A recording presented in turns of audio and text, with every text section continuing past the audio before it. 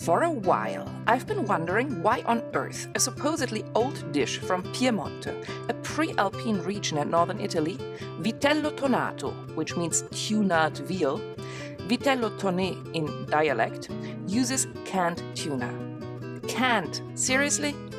Canned tuna started in the early 20th century in the US and arrived in Italy probably after World War II.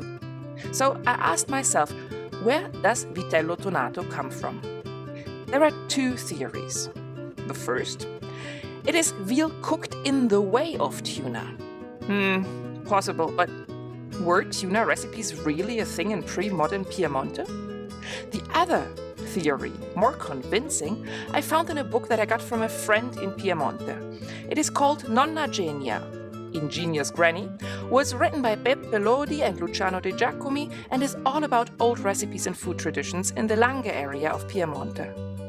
I quote, "It isn't tuna-ed veal, it's a completely different thing and tuna has nothing to do with it. We are close to France and French traces are found plenty in our dialect, often with the strangest mispronunciations. Therefore, I think that Vitello Tonnè is pickled veal and nothing else. And this recipe, which is about 200 years old, is what I'm preparing in this video.